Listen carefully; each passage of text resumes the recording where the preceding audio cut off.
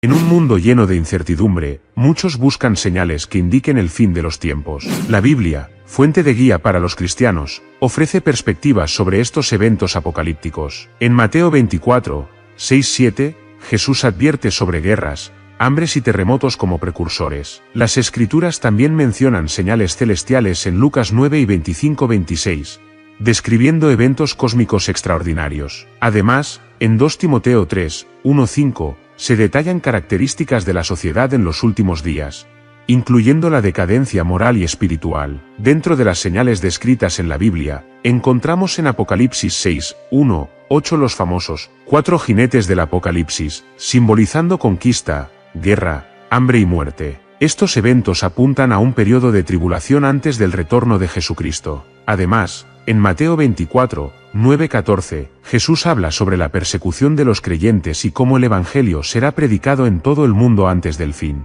La Biblia también hace referencia a la restauración de Israel como un signo crucial. En Ezequiel 37, 21-22, Dios promete reunir a su pueblo de nuevo en la tierra prometida, lo cual ha ocurrido en tiempos modernos. Este cumplimiento profético resalta la fidelidad divina. El libro de Daniel, especialmente en el capítulo 12, proporciona detalles sobre el tiempo del fin, incluyendo la resurrección de los muertos y la recompensa para los justos. Estos versículos ofrecen una visión más completa de las señales proféticas que los creyentes observan con atención. El apóstol Pablo, en 1 Tesalonicenses 5, 1-11, exhorta a los creyentes a estar alerta y sobrios, reconociendo los tiempos y las estaciones. Este pasaje destaca la importancia de la vigilancia espiritual y la preparación constante. Asimismo, en 2 Pedro 3 y 10-13, se habla sobre el día del Señor, un día de juicio y renovación cósmica que los creyentes anticipan. En medio de estas profecías, se destaca la llamada a la santidad y la perseverancia. Jesús, en Mateo 12 y 13, anima a aquellos que permanecen fieles hasta el fin, prometiendo la salvación. Esta insistencia en la fe y la perseverancia es una constante en las Escrituras y subraya la importancia de aferrarse a la esperanza cristiana en tiempos desafiantes. Para adentrarnos más en este tema vamos a escuchar al pastor Sugel Michelen que nos dice las señales del fin. Muchos se preguntan si estamos en los tiempos del fin. Y la verdad es que hay un sentido en que debemos responder que sí, porque desde que el Espíritu Santo vino en Pentecostés, nosotros hemos entrado en la última etapa de la historia de la redención. Es por eso que en el Nuevo Testamento se nos enseña claramente que nosotros ya estamos en los tiempos del fin o ya estamos en los últimos tiempos.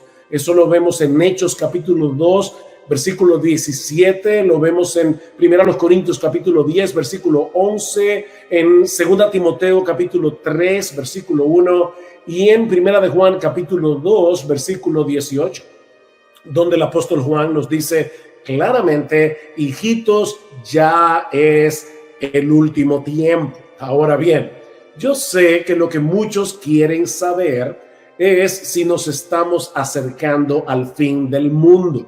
Y esa es la pregunta que yo quisiera abordar en esta ocasión a la luz del capítulo 13 del Evangelio de Marcos. Y yo les pido, por favor, si tienen sus Biblias, que vayan a Marcos capítulo 13, o esta sección conocida como el discurso del Monte de los Olivos, por el lugar donde este discurso fue pronunciado. Ahora, debo decir de antemano que este es uno de los pasajes más complejos y más controversiales de todo el Nuevo Testamento, porque en él se entremezclan profecías que tienen que ver con una diversidad de eventos, y no todos están de acuerdo en la interpretación de cada una de las porciones de este capítulo, es decir, de cuál de los eventos es que Cristo está hablando en cada porción del pasaje. Mis hermanos, hay algunos aspectos de las Escrituras en los que podemos tener diferencias de opinión, porque no ponen en juego las grandes doctrinas del cristianismo, en la que todos debemos estar de acuerdo. Así que en esto podemos tener diferencias. Por otra parte, y como espero mostrar en un momento, aunque este es un pasaje profético, es más que evidente que la intención del Señor con este discurso no era satisfacer nuestra curiosidad por el futuro, sino más bien prepararnos para serle fieles a Él en el presente. Y ustedes van a ver cómo eso es extremadamente importante. En otras palabras, este es un pasaje eminentemente pastoral, en el que Jesús instruye y anima a sus discípulos a perseverar hasta el fin, aún en medio de las dificultades que nosotros vamos a tener que enfrentar en este mundo caído. De ahí las continuas advertencias que nosotros encontramos en este capítulo. Si van a Marcos capítulo 13, van a ver cómo hay varios versículos donde el Señor nos advierte que debemos estar velando. Versículo 5. Jesús respondiendo les comenzó a decir: mirad que nadie os engañe. Versículo 9. Pero mirad por vosotros mismos. Versículo 18. Orad pues que vuestra huida no sea en invierno. Versículo 21. Entonces, si algunos dijeren: mirad, aquí está el Cristo, o mirad, allí está, no le creáis. Versículo 23. Mas vosotros mirad. Versículo 28. De la higuera aprended la parábola. Versículo 33. Mirad, velad y orad. Versículo 35. Velad pues, porque no sabéis cuándo vendrá el Señor de la casa. Versículo 37. Y lo que a vosotros digo, a todos lo digo, velad. Ven, hermanos, cómo la intención de este pasaje es eminentemente pastoral. Mis hermanos, la Biblia no fue escrita para que podamos enterarnos hoy de las noticias de mañana. La Biblia fue escrita para que podamos conocer a Cristo tal como Él es presentado en el Evangelio, tanto para nuestra salvación como para nuestra santificación. Y es mi intención exponer este pasaje con este propósito pastoral en mente, no para satisfacer una curiosidad que no es saludable para el cristiano. Habiendo hecho esta aclaración y a la luz de la inquietud que hemos planteado ya sobre las señales del fin del mundo, en esta ocasión quiero concentrarme básicamente en los primeros 13 versículos de Marcos 13 y los pasajes paralelos que se encuentran en Mateo 24 y en Lucas 21. Así que permítanme, antes que todo, colocar este texto en su contexto. Y por favor, yo les pido, mis hermanos, que tengan paciencia. Cuando yo era niño y nos mudamos de un pueblo a la capital, mi familia estaba construyendo la casa paterna, y mientras hacían los cimientos de la casa, lo que nosotros llamamos la zapata, nosotros íbamos continuamente y a mí me daba la impresión de que la construcción no estaba avanzando. Bueno, yo les voy a pedir que tengan paciencia porque vamos a tener que primero echar los cimientos y puede ser que te dé la impresión de que no estamos avanzando, pero te vas a dar cuenta después cómo este contexto es tan importante para entender el tema que nos ocupa en esta tarde. Este discurso de Monte de los Olivos fue pronunciado durante la Semana de la Pasión, que comenzó el llamado Domingo de Ramos, cuando Jesús entró por última vez en la ciudad de Jerusalén para celebrar la Pascua con sus discípulos. Miles de personas se habían aglomerado en la entrada de la ciudad, aclamando con gozo a Jesús como el Mesías, el Hijo de David. Y mis hermanos, si no conociéramos la historia y pudiéramos viajar a través del famoso túnel del tiempo hasta ese Domingo de Ramos en Jerusalén, pensaríamos que la nación de Israel estaba experimentando un avivamiento espiritual. Pero muy pronto iba a ser evidente que toda esa algarabía no era más que una fachada religiosa, que eso no reflejaba la realidad del corazón. Unos días más tarde, Israel iba a rechazar a su Mesías. Y eso tendría serias repercusiones tanto a nivel político como a nivel espiritual para esta nación que en el antiguo pacto era una teocracia. Ese lunes en la mañana, después del Domingo de Ramos, Jesús y sus discípulos se dirigían hacia el templo en Jerusalén y encuentran en el camino una mata de higuera llena de hojas pero sin fruto. Y en un acto simbólico Jesús maldice la higuera. Ahora deben tener en cuenta que en el Antiguo Testamento el árbol de higuera representaba la nación de Israel. Jesús maldice este árbol y se seca hasta la raíz. Eso era Israel en los días del Señor. Un hermoso árbol lleno de hojas, pero que no tenía frutos, a punto de recibir todo el peso de la ira de Dios por su formalismo religioso. Inmediatamente después, el Señor entra en el templo con sus discípulos, echa fuera a los comerciantes, a los cambistas y acusa a los sacerdotes de haber convertido la casa de Dios, el templo de Dios, en una cueva de ladrones. Y esa fue la gota que derramó el vaso, porque eso fue el lunes, recuerden. El martes en la mañana Jesús fue confrontado en el templo por los líderes religiosos de Israel con una serie de preguntas capciosas, tratando de que él se incriminara con sus propias palabras y así poderlo acusar delante del Sanedrín como un blasfemo. En ese contexto, el Señor les cuenta a los líderes religiosos una historia en forma de parábola. Estoy en Marcos 12, acerca de un hombre que había plantado una viña y que se le había arrendado a unos labradores.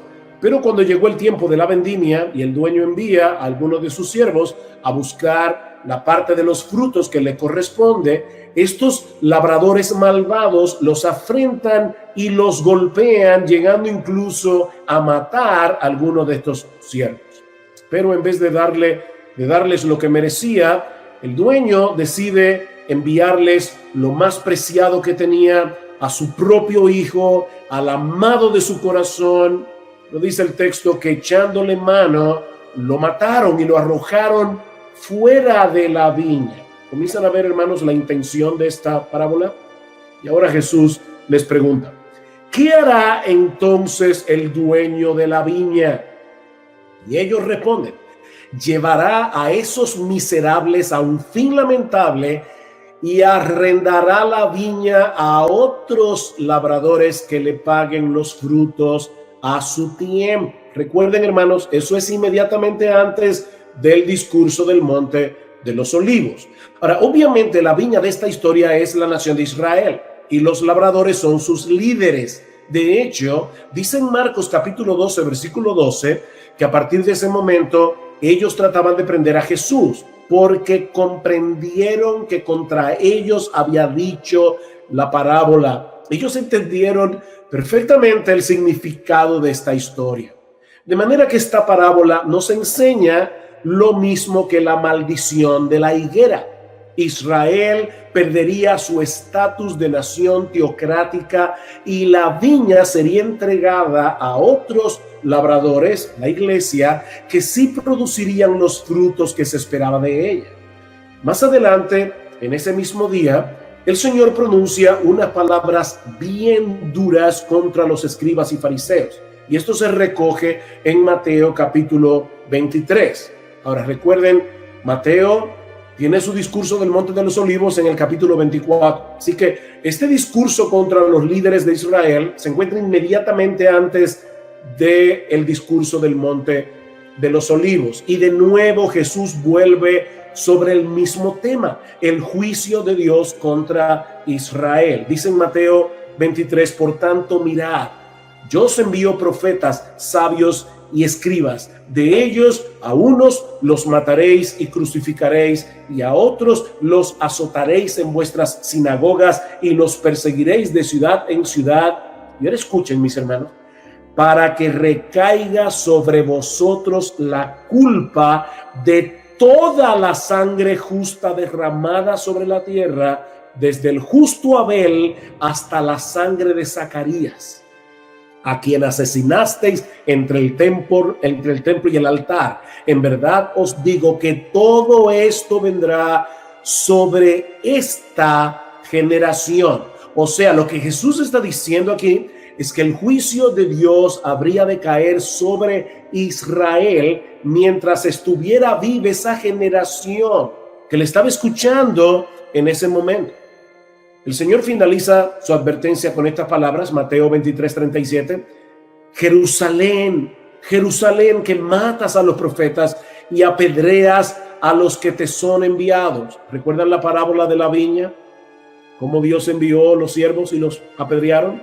¿Cuántas veces quise juntar a tus hijos como la gallina junta sus polluelos debajo de sus alas y no quisiste?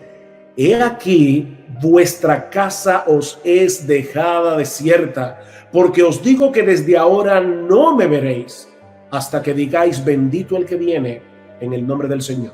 Ahora, yo no sé si se dieron cuenta de este detalle. Aunque Jerusalén era la ciudad de Dios y el templo de Salomón era la casa de Dios, ahora Cristo le llama vuestra casa os es dejada desierta. Mis hermanos, cuando Jesús salió del templo ese martes, fue para no regresar a ese lugar nunca más. De manera que en ese momento el templo dejó de ser la casa de Dios para convertirse en un edificio más. Porque, mis hermanos, ¿qué es lo que hace al templo la casa de Dios? Que la gloria de Dios esté allí. ¿Y quién es la gloria de Dios encarnada? Nuestro Señor Jesucristo. De hecho, ¿no tiene algo interesante en Marcos capítulo 3, en el versículo 4? Jesús sale del templo, dice aquí, y se va con sus discípulos al monte de los olivos. Dice el versículo 4, y se sentó en el monte, versículo 3, y se sentó en el monte de los olivos frente al templo. Yo no creo que eso haya sido por casualidad o porque ese era el monte que quedaba más cerca. En los capítulos 10 y 11 del libro de Ezequiel, y yo les dije que tuvieran paciencia, que estamos haciendo, ¿verdad?, los cimientos de la casa. En los capítulos 10 y 11 del libro de Ezequiel, el profeta ve en una visión cómo la gloria de Dios abandona el templo por causa de la apostasía del pueblo. Y esta es una forma simbólica de expresar el castigo de Dios sobre la nación. Un castigo que se manifestó cuando los babilonios destruyeron la ciudad y el templo en el año 587 antes de Cristo. Pero hay un detalle sorprendente en esta profecía del libro de Ezequiel. Dice en el versículo 23 del capítulo 11 que la gloria del Señor se elevó en medio de la ciudad y se detuvo sobre el monte que está al oriente, es decir, el monte de los olivos, como vemos claramente en Zacarías capítulo 14, versículo 4. La gloria de Dios dejó el templo antes de ser destruido por los babilonios, y eso es exactamente lo que está sucediendo aquí. La gloria de Dios encarnada, ese verbo que se hizo carne, del quien dice Juan en Juan 1:14, y vimos su gloria, gloria como del unigénito del Padre, lleno de gracia y de verdad. Esa gloria encarnada estaba abandonando el templo para ir a sentarse en el monte de los olivos. Esa casa fue dejada desierta, como profetizó Jesús, porque la gloria de Dios, que era Él mismo, ya no regresaría al templo nunca más. Un templo sin gloria es un edificio como cualquier otro. Mis hermanos, eso es lo que está en el trasfondo del discurso del Monte de los Olivos. Ese es el contexto. Y eso nos lleva ahora al segundo encabezado de este mensaje, es la profecía de Jesús sobre la destrucción del templo. Recuerden, Jesús les dice, vuestra casa os es dejada desierta, esta casa va a ser destruida. Tal parece que estas palabras de Jesús habían dejado en shock a los discípulos. ¿Cómo era posible que el templo, la casa de Dios, fuera destruida? Vean el versículo 1 de Marcos 13. Saliendo Jesús del templo, le dijo uno de sus discípulos, Maestro, mira qué piedras y qué edificios. Como diciendo, ¿y de verdad el templo será destruido? Mis hermanos, para que ustedes tengan una idea de lo que esa profecía implicó cuando Jesús la pronunció, y eso de paso es una de esas pruebas incidentales de la veracidad de las Escrituras.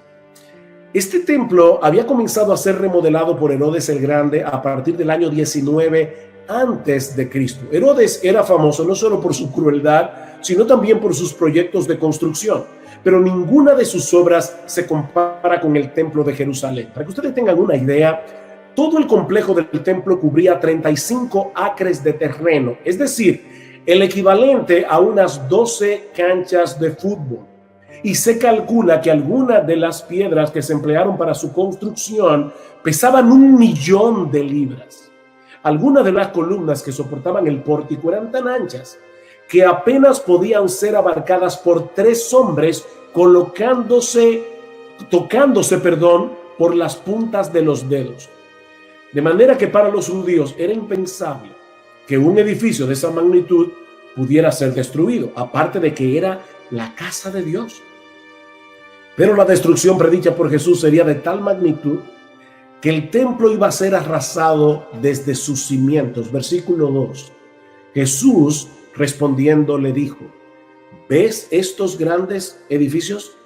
No quedará piedra sobre piedra que no sea derribada. No quedará piedra sobre piedra.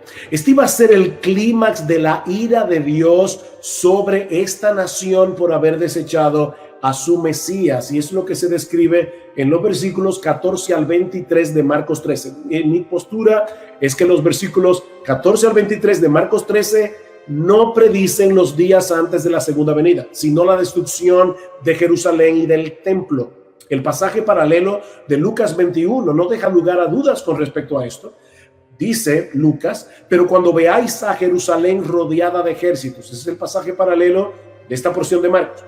Cuando veáis a Jerusalén rodeada de ejércitos, sabed entonces que su desolación está cerca. Entonces los que estén en Judea huyan a los montes. El Señor no puede haber estado hablando de los eventos que habrían de suceder inmediatamente antes de su segunda venida, porque más adelante, en Lucas 21-24, Él dice a los judíos: caerán a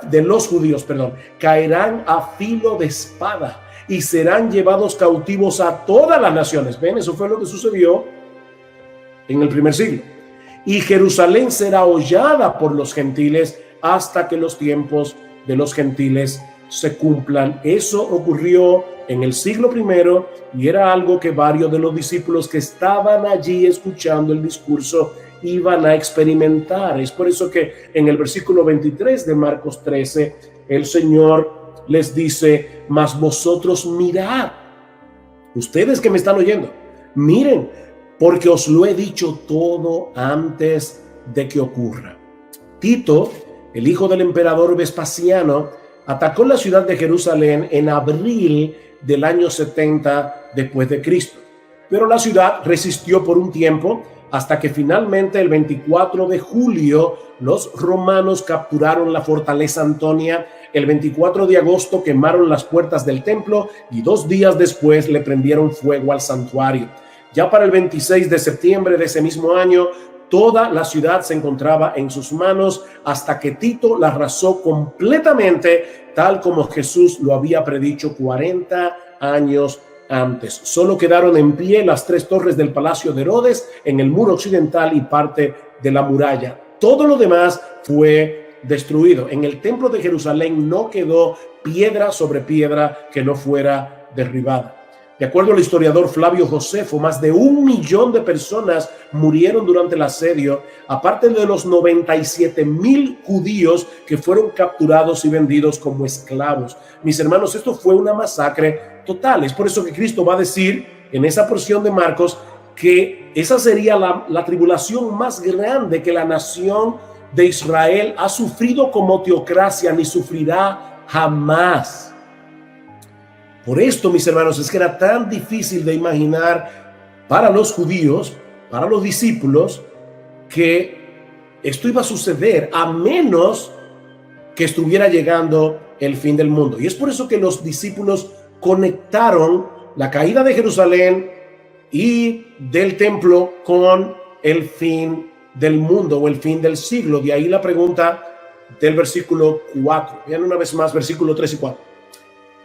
Y se sentó en el monte de los olivos frente al templo, y Pedro, Jacobo, Juan y Andrés le preguntaron aparte: dinos, ¿cuándo serán estas cosas? ¿Y qué señal habrá cuando todas estas cosas hayan de cumplirse? Perdón. En el pasaje paralelo, en el Evangelio de Mateo, encontramos la pregunta en una forma más completa. Dinos cuándo serán estas cosas, es decir, la destrucción de Jerusalén y del templo, y qué señal habrá de tu venida y del fin del siglo. ¿Ven cómo los apóstoles parecen estar conectando estos eventos al mismo tiempo?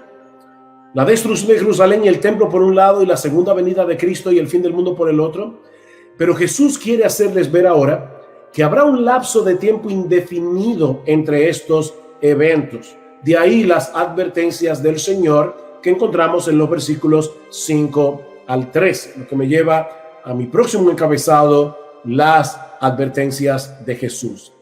La primera de esas advertencias la encontramos en los versículos 5 al 8, y es que tengan cuidado los discípulos de no dejarse engañar por las supuestas señales de su venida y del fin del mundo. Por favor, lean conmigo Marcos 13.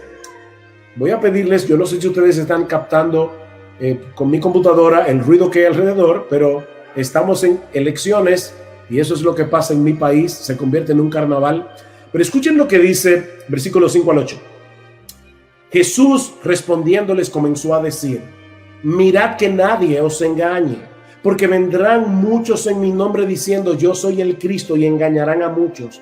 Mas cuando oigáis de guerras y de rumores de guerras, no os turbéis, porque es necesario que suceda así, pero aún no es el fin, porque se levantará nación contra nación y reino contra reino, y habrá terremotos en muchos lugares, y habrá hambres y alborotos, y Lucas menciona también habrá pestes, habrá pestilencias. Principios de dolores son estos. ¿Se dan cuenta, hermanos? Esta enseñanza de Jesús es tan clara que resulta increíble la cantidad enorme de personas que han sido engañadas a lo largo de la historia, pensando que el fin del mundo estaba a la vuelta de la esquina, porque algunos de estos eventos, como los que el Señor está describiendo aquí, estaban ocurriendo. Pero Jesús les dice: vendrán falsos cristos, oiréis de guerras y rumores de guerras, naciones se levantarán nación contra naciones para pelear contra otros, reino contra reino, habrá terremotos, hambrunas, pestes, pandemias, pero todavía no es el fin, dice el Señor en el versículo 7. Estos solo son principios de dolores, dice Jesús en el versículo 8, y esta es una posible referencia a los dolores de la mujer encinta.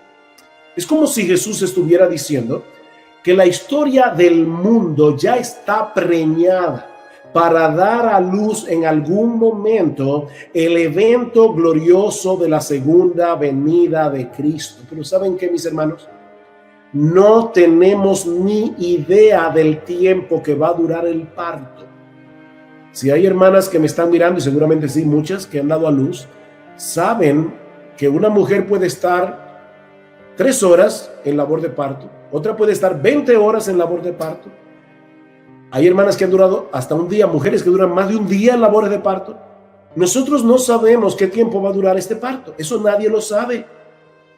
Sí sabemos que los dolores de la mujer encinta se intensifican y se hacen más seguidos a medida que se acerca el alumbramiento del bebé. Y de la misma manera, podemos suponer que las señales que el Señor está mencionando aquí serán más intensas, serán más seguidas a medida que nos acercamos a su venida y al fin del mundo. Pero eso sigue siendo muy impreciso. Déjenme darles un ejemplo. Imaginen por un momento a los creyentes que vivieron a principios del siglo XX. En 1914 estalla la Primera Guerra Mundial, que termina en 1918, 4 años más tarde, con un saldo de unos 20 millones de muertos entre civiles y militares y una cantidad similar de soldados heridos. Y sin hablar de cómo eso afectó la economía mundial. Ese mismo año, 1918, llega la pandemia de la gripe española, la más letal de toda la historia, con un saldo de 40 millones de muertos. Es decir, que entre 1914 y 1920, que fue cuando terminó la pandemia de la gripe española, murieron unos 60 millones de personas. 60 millones de personas. Han pasado 100 años después de estos eventos y estamos en el 2020 y todavía estamos aquí. Mis hermanos, no caigamos en la trampa de querer discernir cuándo será el fin del mundo, porque lo cierto es que no lo sabemos. No lo sabemos. Sí, yo sé que el mundo está muy convulsionado.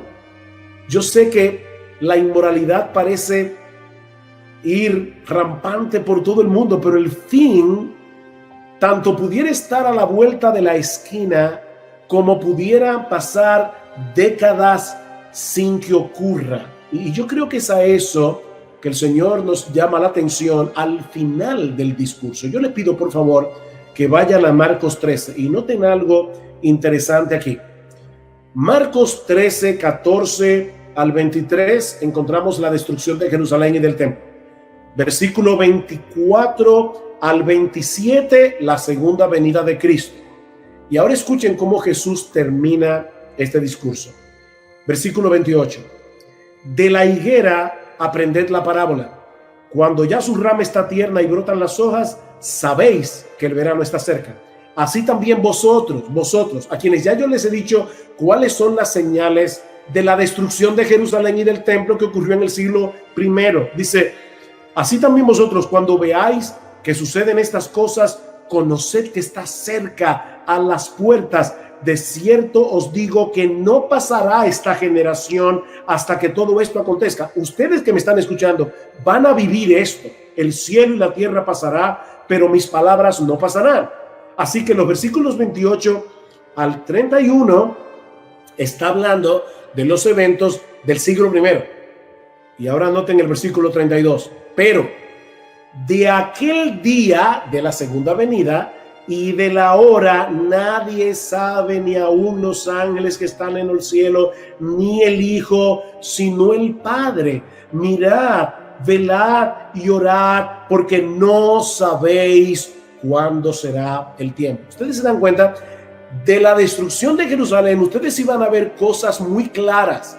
Cuando ustedes vean a Jerusalén rodeada de ejércitos, huyan, porque en aquellos días algunos decían, no se preocupen que ya el Mesías viene, quédense en Jerusalén, la victoria será nuestra, y por eso muchos fueron masacrados. Pero los cristianos que le creyeron a Jesús pudieron huir de Jerusalén a tiempo. De manera, mis hermanos, que la primera advertencia del Señor es que no nos dejemos engañar. No nos dejemos engañar. Estas señales bien pudieran decirnos que la venida de Cristo está a las puertas, a la vuelta de la esquina, o pudieran pasar décadas. Nosotros no lo sabemos. La segunda advertencia del Señor es la que encontramos en los versículos 9 al 13 de Marcos 13. Versículo 9 al 13. Pero mirad por vosotros mismos, porque os entregarán a los concilios y en las sinagogas os azotarán y delante de gobernadores y de reyes os llevarán por causa de mí para testimonio a ellos. Y es necesario que el evangelio sea predicado antes a todas las naciones, pero cuando os trajeren para entregaros, no os preocupéis por lo que habéis de decir, ni lo penséis, sino lo que os fuere dado en aquella hora, eso hablad, porque no sois vosotros los que habláis, sino el Espíritu Santo.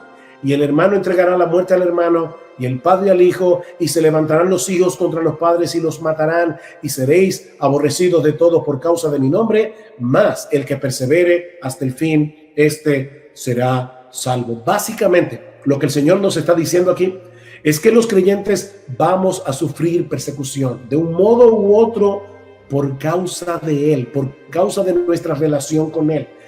Pero en vez de detener el avance de la iglesia, esas persecuciones servirán más bien para el avance del evangelio. ¿Vieron el versículo 9? Mirad, versículo 9, por vosotros mismos, porque os entregarán a los concilios en las sinagogas, delante de los gobernadores y reyes os llevarán por causa de mí. ¿Para qué? Para testimonio a ellos. Y eso lo vemos claramente en el libro de los Hechos.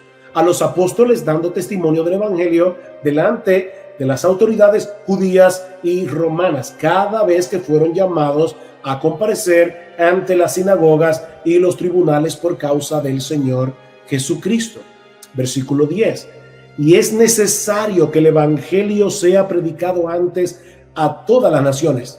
Mis hermanos, ese es otro indicativo de que la segunda venida de Cristo no habría de suceder inmediatamente después de la destrucción de Jerusalén y del templo, y es el hecho de que el evangelio debía ser predicado antes a todas las naciones. Y el Evangelio de Mateo añade, y entonces vendrá el fin. ¿Ven? Es necesario que nosotros prediquemos el Evangelio, porque la promesa dada a Abraham es: en ti serán benditas todas las familias de la tierra. Y de nuevo, nosotros no podemos saber cuándo estará completada esta comisión que el Señor le ha dejado a su iglesia. Y por lo tanto, no podemos saber cuándo será el fin. ¿Cuándo terminará la iglesia de evangelizar a todas las etnias de la tierra? Nosotros no lo sabemos. Versículo 11. Perdón. Pero cuando os trajeren para entregaros, no os preocupéis por lo que habéis de decir, ni lo penséis, sino lo que os fuere dado en aquella hora, eso hablad, porque no sois vosotros los que habláis, sino el Espíritu Santo. El hecho de saber que ellos iban a tener que testificar delante de las autoridades mencionadas en el versículo 9, podía llenarlos del Señor, de temor. Pero el Señor los consuela con esta promesa: no se preocupen de antemano por lo que tengan que decir, porque cuando llegue el momento, el Espíritu Santo que está en ustedes los equipará con la sabiduría necesaria para que puedan responder de una manera apropiada.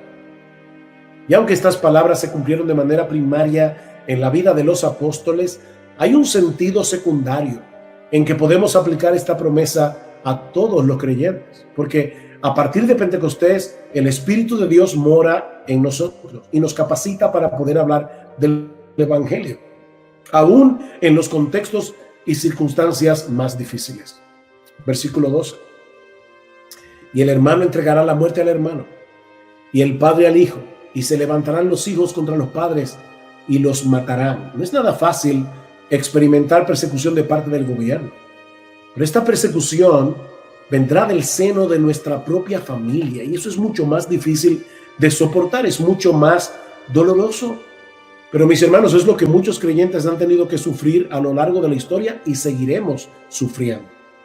Noten que Jesús no está hablando aquí de un simple rechazo de parte de los miembros de nuestra familia que no son creyentes. Es mucho más que eso.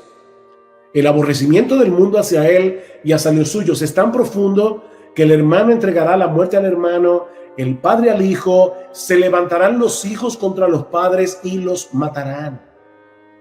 Siempre se ha dicho, ¿verdad?, que la sangre pesa más que el agua, refiriéndose a la inclinación natural que sentimos hacia los miembros de nuestra propia familia, sobre todo los más inmediatos, los hijos, los padres. Pero Jesús nos está advirtiendo aquí que el aborrecimiento que el mundo siente hacia él puede llegar a quebrantar esos lazos de amor y convertirlos en rechazo y aborrecimiento. Versículo 13. Y seréis aborrecidos de todos por causa de mi nombre. Cristo representa todo lo que el hombre incrédulo aborrece. Y todos los que somos de él llevamos esa estigma con nosotros. Vamos detrás de un Salvador que fue crucificado en una cruz y no podemos esperar que el mundo nos trate mejor de cómo lo trató a él. Más, el que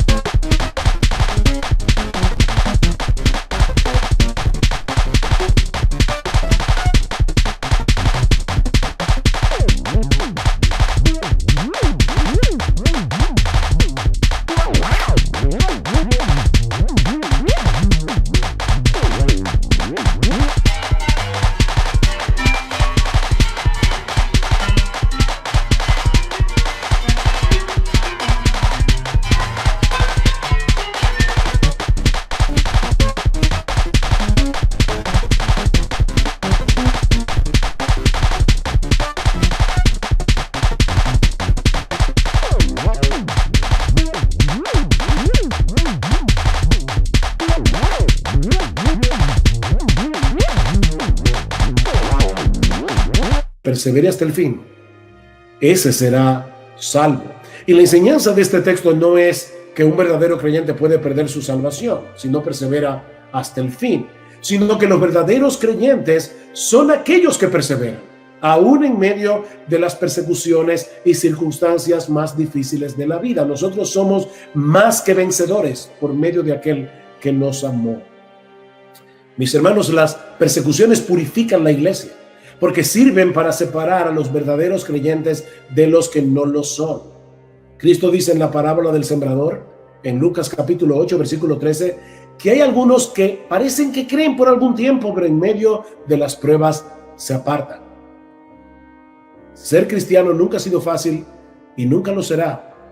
Pero mis hermanos, no hay razón para sentirnos intimidados por el mundo, porque estamos del lado de aquel que venció la muerte en la cruz del Calvario, independientemente de lo que el mundo piense de los cristianos. Es un gran privilegio seguir y servir a ese rey que por amor a nosotros se hizo siervo para dar su vida en rescate por muchos, como dice en Marcos 10:45.